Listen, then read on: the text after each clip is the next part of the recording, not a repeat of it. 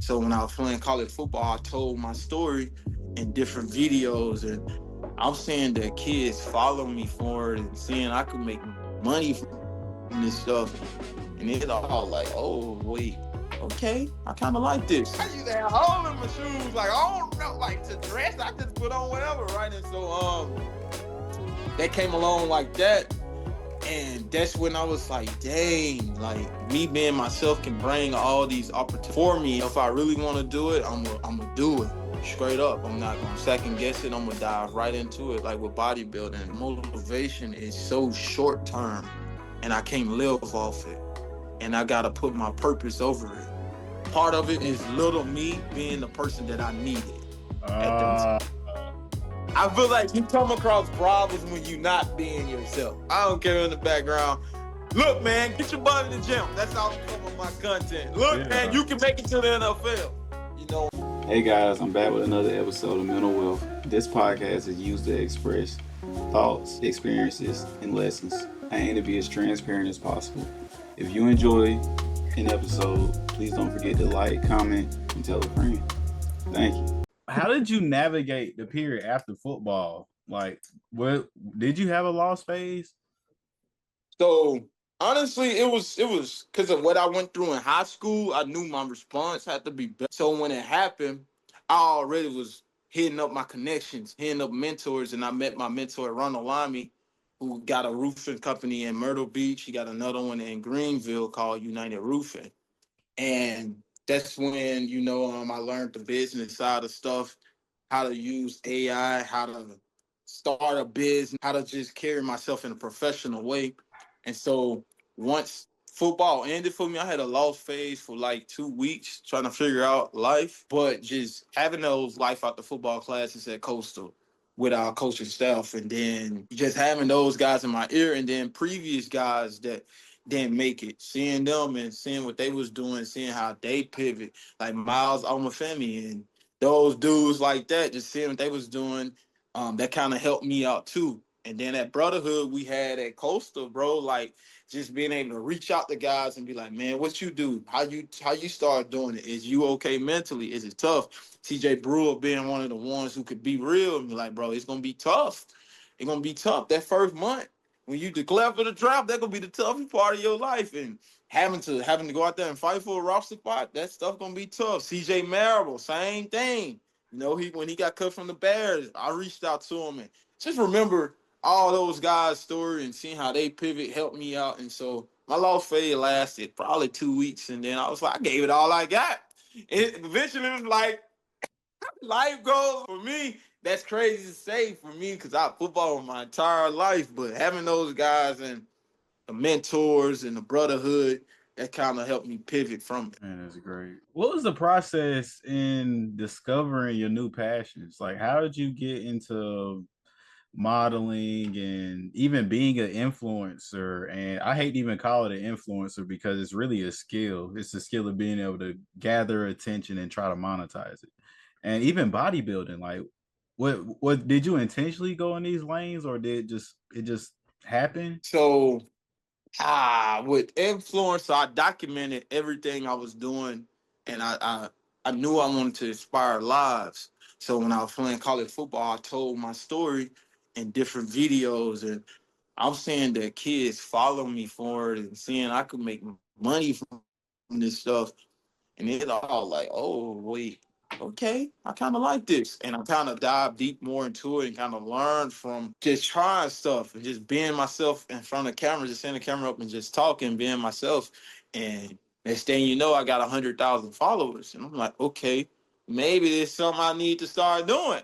And so with modeling, after I reached a certain amount of followers, Fashion Nova reached out to my agent and wanted to work with me. And I'm like, I remember I want the kid girls used to want to see it. Like Yeah. I used to have holes in my shoes. Like I don't know, like to dress, I just put on whatever, right? And so that came along like that. And that's when I was like, dang, like me being myself can bring all these opportunities for me. And then my mentor, Ronald Lamy, he introduced me to Chat GPT, AI and stuff like that. And then me and him introducing me to those lanes led me to say, how can I use AI to build my platform? And so I started doing that, and then just constantly working out. Bodybuilding gave me the edge football gave me. And Mm. I found a new love in a new sport. And that's when bodybuilding came along. And that's when I was like, dang, like that didn't intentionally happen. It was just me being in the gym, working my tail off, and my coach from Coastal, Coach Scott, like, Jordan, you could bodybuild. I That said, dude, sounds just I'll like him, never get man. it.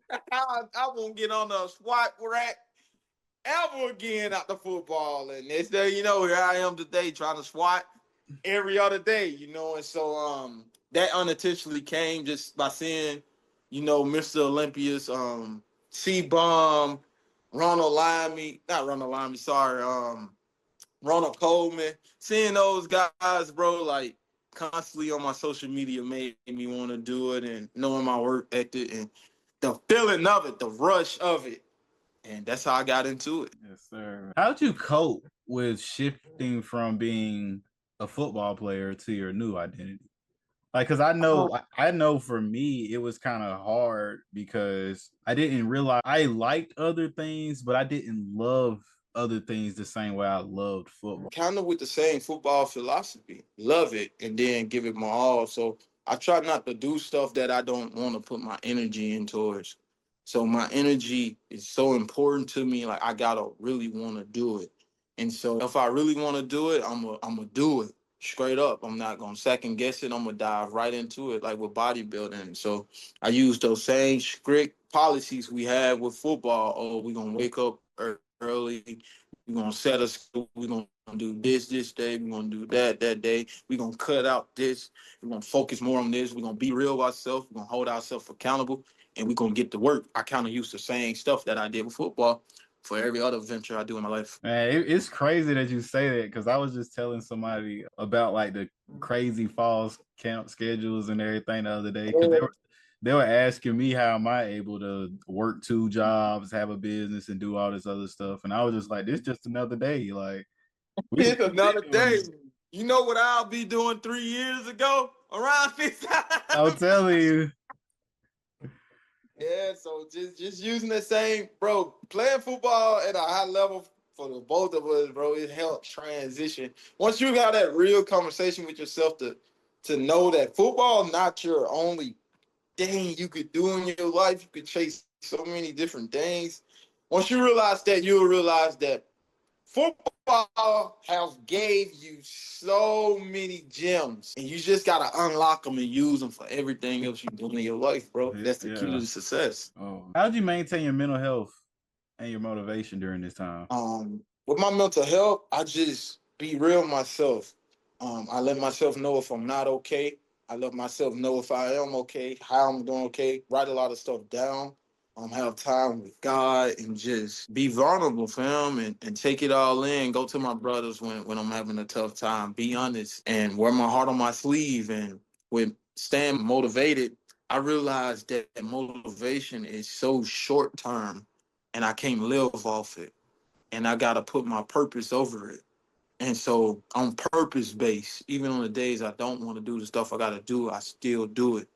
So I'm driven by my purpose. And when I do have motivation, it's even easier for me. And so I just try to stay purpose based and remember my purpose and call my family when I need to call them, call my brothers when I need to call them, go to God when I need to pray. And that's pretty much how I deal with my mental, how I stay locked in on all the stuff I got ahead of myself. And yeah, pretty simple for me. What are some of the biggest surprises or challenges that you noticed when you started modeling? Me being a straight man. Oh, dang, I didn't think about that. Me being a straight man and having to deal with people that's not straight, man. Yeah. And getting attraction not only from women, but from men too. I Yeah. had to realize that too. I had to learn that early, because I'm like, bro, what? I ain't used to that.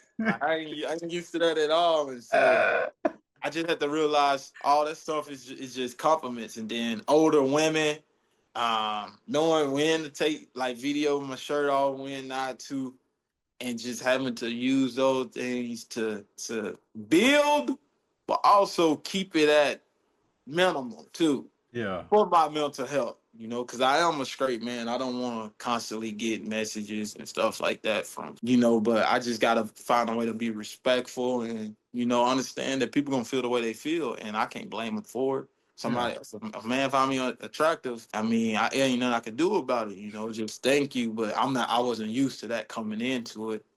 And so that was a challenge for me in a way. And then, yeah, just figuring out angles, not liking to take pictures, but I gotta take pictures and stuff like that. So just figuring out stuff like that, those some prize and challenges. But man, it's a blessing to be able to do it. It is. Well, what do you enjoy the most about modeling? Free clothes. Okay. Love free clothes, man. But I also love just being able to be myself and connected with a brand. Like that's dope. Like Fashion Nova got so many options, and like just finding myself within clothes, like being able to express myself through what I wear. What prompted you to build your own social media presence, build your own brand?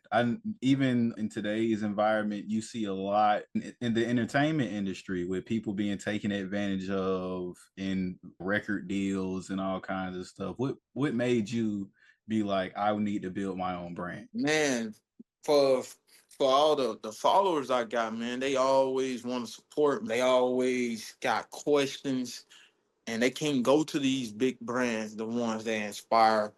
And so they look for influencers like me who gonna be 100 with them, gonna tell them the ins and out. And so they push me into it.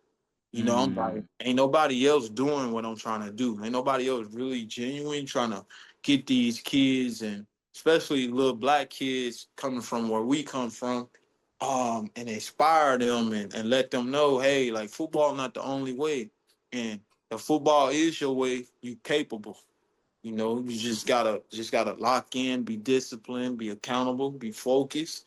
And I realized not too many brands gonna give that off, that rawness, off that realness, off to tell them, hey, bro, you gonna get your heart broke. That little girl, she gonna break your heart. Yeah. And it's okay for you to feel heartbroken. I think part of it is little me being the person that I needed at the time. Uh, And so that's kind of why I want to build my own personal brand for little old me, because I know it's a bunch of me's out there. that's why we do it, man. That's why we do it. Yes, sir. Yes, sir. Got to be there for ourselves, bro.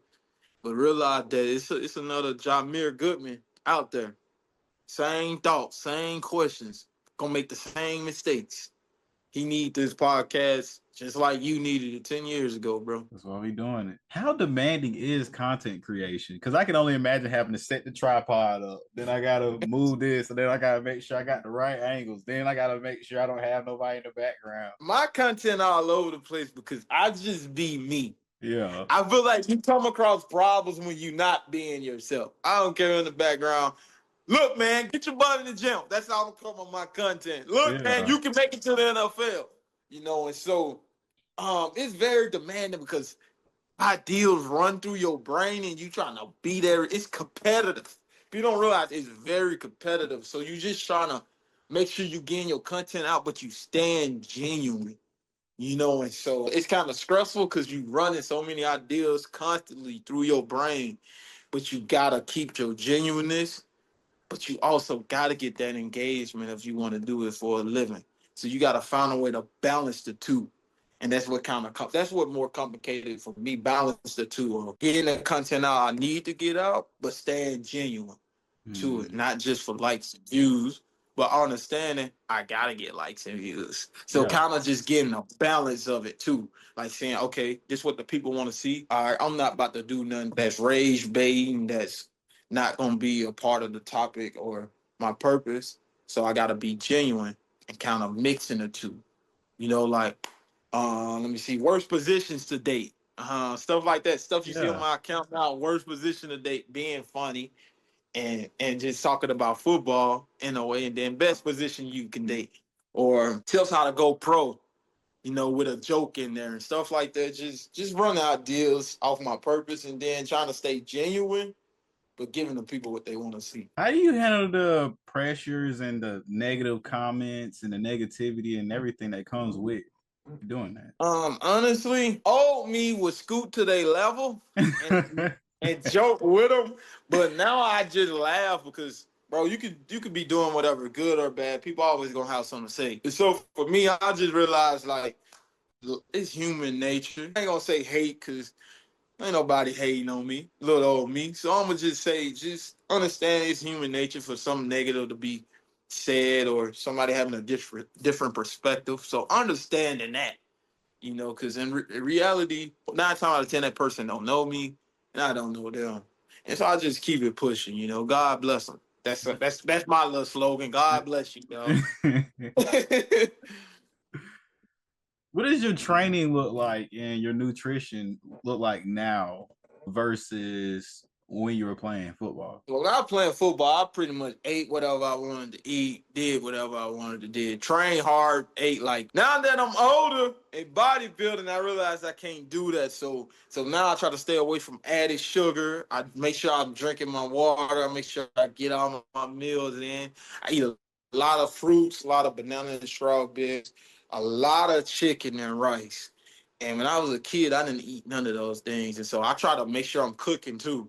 I do a lot of cooking and just being on top of those things, tracking my calories, and yeah, making sure I'm getting all my intake and doing what I need to do to be able to compete in bodybuilding next year. How does your strength training vary compared to what it looked like when you were lifting with Coach Scott and stuff like that? With Coach Scott, it was more explosive based.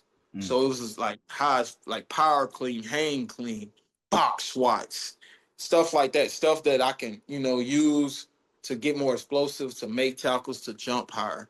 Now it's about getting bigger, making sure I'm getting directly on my lats. And football players, we don't really got backs. Yeah, We don't do back. We don't do back workout, right? So I had to Yeah. learn what is a lat pull down. enough. What is So doing lat pull downs and stuff like that, just seeing the differences and like body movement and making sure I'm getting on my muscles and stuff like that, man, and learning about the muscle mass and stuff. And so that's kind of the difference now is more so high volume, a lot of reps. With football, it was 6 explosive reps. Yeah. Majority of the time, 6 explosive reps. We even had the pad on the bench. You got to protect your shoulders and everything, right? Everything, yep. What advice would you have for somebody that's trying to lose weight? I'll say just do it. Wear a lot of heavy clothes, a lot of sauna, stairmasters. Just make sure you moving. Hit workouts, track your calories, track your weight, and just dive deep into it. Like it's gonna be tough, but you got it. You feel me? And just understanding that and just do it. Don't hesitate. You want to lose that weight, go make it happen. What was the process like gaining weight and then cutting? Oh my God. Gaining weight is so hard, bro. Gaining weight is extremely hard. And so with me, and you want to gain good weight too. Yeah. So I just make sure I'm asking all type of advice from bodybuilders I know around here in Phoenix, from my guy Eddie, Nate. They both bodybuilders. So I'm looking at what they doing on their Instagram. I'm like, okay, this type of fish is what he eating. He got some rice right there. So I'm kind of getting ideas from them too, seeing how they doing it, and asking a bunch of questions. And versus the cutting, with me being like always, I was 170 for football. And so I can cut weight quick because my workouts, you did something. You got my I workouts. do them. I was working out right before we got on this. Yeah, you do the workouts I do. You lose about 4 or 5 pounds just doing that. And so like cutting weight for me pretty simple. How do you manage your time and energy across being pulled different ways with what you do? Like I said, how I work on my mental, I'll be honest. That's kind of something I'm struggling with right now. Because so many things, I'm trying to do so much and so many things pulling me this way, pulling me that way. And so I'm just trying to flow, man, like flow like water, and do what bring me peace and that can feed my energy. If I'm gonna put energy to something, it gotta make me feel good. If I'm gonna be tired, like example, when you do a personal record rep, 1 rep max. Like you do your first 225, you do your first 400 or whatever you do. You don't want to, you know, this about to be heavy. It's about to require everything in me. And you push, you get it. You finally get it, bro. You finally get that 315 up and you rack it. You got no energy, but you happy like I did it. I did it. You put all your energy into that 1 rep, you got none left. Or a football game, like you win the game in quadruple overtime. Lose the game because J-Mo give up a fade and trip overtime. You win the game. You win the game after triple overtime. You tired. You know, your wife, you like, I'm just trying to kick my feet up. Know how Concord was you was playing. Y'all boys tough games. But I say all that to say, I'm just trying to put my energy into what gonna give it back to me, that pleasure of getting that 1 rep max, of winning that triple overtime game. And so I'm just trying to find peace in that, bro, and see which one gonna give me that energy back. And so I'm figuring that out now, you know. So that's why I can't really give you an answer, but it's just like I'm figuring that out. I mean, that you gave me the best answer though, because a lot of people would look at someone like you and assume you just got everything put together. Facts. I feel like all of us figuring it out, bro. I feel like all of us figuring it out.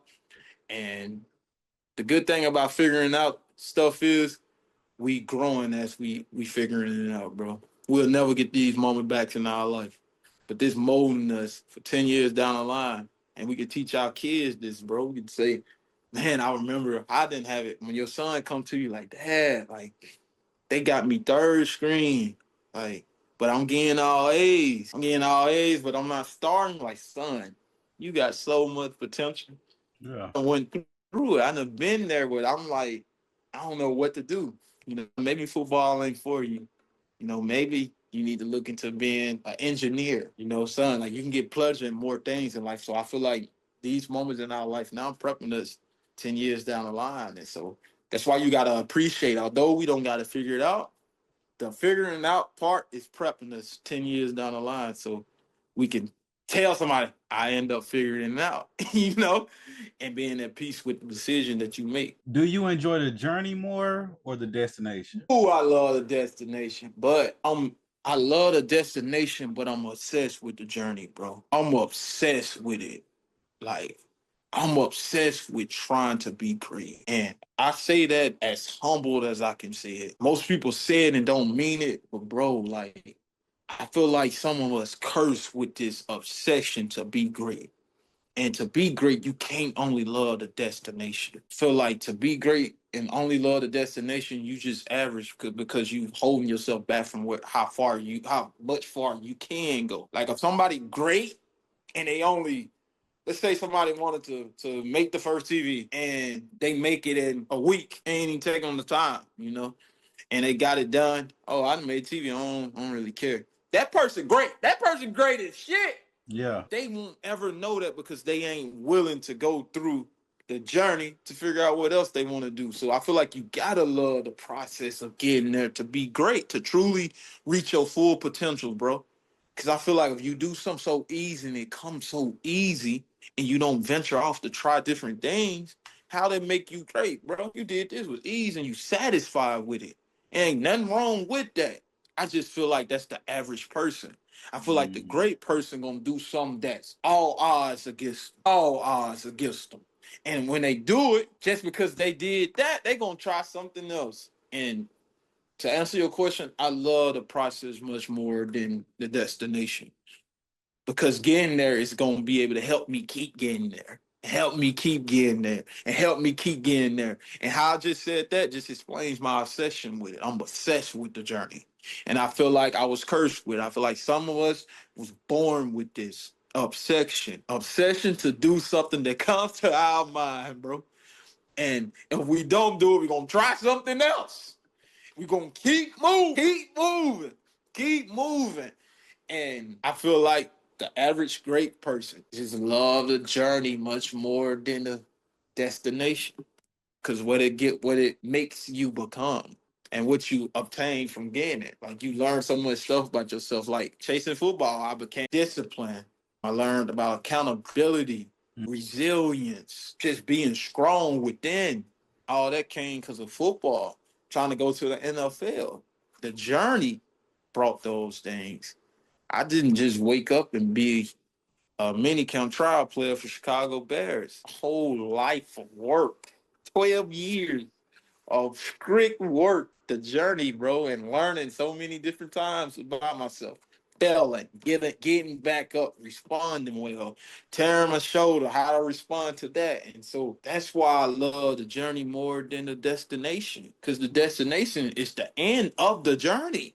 It's the Yeah. end. You fall in love with where you're trying to go, chasing it. And once you get there, you like, shit, what now? Like, the next great thing coming. I'm gonna end that question with this. Kobe said it, when you get that championship, it's like 8 seconds of pleasure. God. It's like, what's next? Yeah. Like, so how, like, I just, whoever see this, how can you love the destination more than the journey? Because the destination, that feeling don't last long. It don't. That is, Kobe said 8 seconds. Oh, I got it, man. I've been looking for this water all day. Now I got it. When I finish, I'm gonna be thirsty again. So the journey start back over. I gotta find me some more water. Yeah. Feel me? And so I just genuinely don't know how you can love the destination more than the journey to get there. What advice would you give to an athlete nearing the end of their career or struggling with life after sports? I'll just say, don't doubt yourself, man. You got yourself to this point in life that you made it to collegiate or you scored that touchdown in high school. Just like you scored that touchdown, bro, you can score your first million by trying different stuff or just by telling your personal story. Don't sleep on how far you can go. Football taught you this. You so focused on the players on the field, you want to focus on the man paying the players on the field. How did they get to where they want to go? Did they previously play football? And so know this about yourself. The hard summer workouts when you had nothing left and you pushed through. You genuinely think that because you just a fast, blessed human? No, that was you telling yourself, I can do this. Rep in South Carolina where it's 100 degrees, humidity 80, Yeah. Mississippi. I can go do this last 110. That wasn't, bro, that was you within. There wasn't no football, fam. And we ain't have no football out there in summer workout, Coach Dot. His long speeches, man. Come on, bro. Yeah. What's it gonna do with me on the football field? I got Jamar Chase. You feel me? No, that's him speaking to within. So, bro, don't ever doubt that person within you. Football, bro, football, you ain't gonna play that for your whole life. Nobody ain't. Tom Brady made it to 45. We lived to 75. We lived to 75 years old, and the greatest did it to about 45, I think. I'm not even sure I'm accurate. Maybe 44. And the regular life expectancy is 75 years old, fam. He got 30 more years of living. He ain't gonna be throwing no football. Joe Montana ain't still throwing no football. Jerry Rice, he tried, but he ain't still out there catching no football. So eventually, life goes on. You got so much stuff to go out there and venture. And football may bring you that. Maybe you the general manager, fam. Maybe you the agent. Maybe you the influencer that influencing these kids that they gon' bro, like Ryan Williams, Jeremiah Smith, they seen my TikToks when they was in high school, 8th grade. I may have made them laugh. I made a video similar to mine. None of them boys doing great things, and not saying I'm their mentor or anything like that, but in the way they saw my influence, now they influencers. Yeah. Football brings so much other stuff to your life. Don't look at football just as the game of football. Look at football as the game of life, bro. Working hard so you can score a touchdown. Shoot, we did fall camp, winter workout, spring practice just to get a PBU, fam. Notebook. College football notebook I still got mine right back there. just to win 14 games. 14 opportunities. We working 10 months for them. And you think that's only for them games? You don't think that's for life after this game? You don't think that for when your son needs something to eat? and you just got fired. What you gonna do? That's just like running at 110 and you tired. You just ran 12 of them jokers. And y'all did 2 extra reps and up downs. And you just gonna sit here and not run for the team? You ain't gonna go out there and feed your son, your family. They need you. Your wife, she needs you. So life don't stop when you playing football. And don't look at football just as a game. It ain't just a motherfucking game. And I'm sorry for cussing. It ain't just a motherfucking game. This game prepped you for everything out of it. When it ends, that's when this shit starts. When that ball ends, that's when it starts. That's when the real dog come out of you. Yeah, you can go out there and tackle a couple people when it's 100,000 people, but what you gonna do when you get fired, your wife pregnant, it ain't no food in the refrigerator and rent due, and you got an eviction? No, what you gonna do, fam? You gonna sit there and lay down like a coward? Just like in football. When you tired, we ran 12, 110. The big boys screaming, man. Skill players always messing us up. I'll tell you. If you sitting there tired with your hands on the knees, and we got Coach Chad Scott screaming, 10 seconds. If you don't make it in 10 seconds, we got 4 more reps, and we've been out here 2 hours. You gonna sit there like a coward and let us do this again? I know at Coastal Carolina, we were willing to go 30 seconds with each other, and the real ones know what 30s is. If you watching, me and CJ Brewer almost fought because tug of war, fam. Tug of war. Isaiah Likely, he going hard as he can, tug of war. And you think that's prep you just for football? Man, you got 75 years to live, bro. Minimum. I ain't gonna say minimal because we on borrowed time, but you got 75 years. The average male got 75 years. And you think just 30, some of us ain't even gonna play till you 30. I stopped playing at 23. You feel me? Statistically, I'm gonna say statistically, if in God's plan, I got 52 other more years. Well, I had 52 years. Now in a little bit, I'm 25 now. You feel me? I'm 25 now. So what's that? What? 50 more years, fam, of living. No football. Of living. Everything I did in football prepared me for those hopefully 50 years I may get. And so my advice to you is, bro, football prepared you for this moment in your life. Don't belittle yourself. And I'm not going to say football is just a game. Football, a game of life. And it prepared you for this moment. Don't belittle yourself just because you didn't have the talents to go to the NFL. You got the talent to live the rest of your life and use what you learned from football to dominate everything else around it. Figure out what you like. Try different things. Meet new people. Introduce yourself. If your name Benjamin John, hey, my name Benjamin John, nice to meet you. What you do, sir? That'll take you a long way. Body language is everything. You learned that from football. And so just use that, man, and take that perspective that football ain't just a game. Love football. You don't got to stop loving football because you ain't in the NFL. Love it because it did so much for you. And that's how you figure this out, man. And anybody that's watching this, you're going to figure it out. Don't hold yourself short just because you didn't go where you may thought you would have went from football. You got it, man. You're going to go farther than that. Simple. Who supported you through this transition? How important was your support system? My support system was everything. But when you got brothers like yourself, Shaheem Watkins, Jordan Morris, DeMar Kelly, Derek Bush, Miles Baker, my dog Manny Stokes, my family back home. Shout out to them Strongs back at the crib. Shout out to my mama. Shout out to my people. When you got so many people in your corner, you know that you're destined to do great things beyond just the game, you know? And so my support system was everything. When I got my boys, when I got you, one of my biggest Fashion Nova, 130 followers. Yeah, I'm like, your boys, when you got your boys like that, that pushes you and drives you even more. And so my support system was everything. You feel me? And my support system with me on this.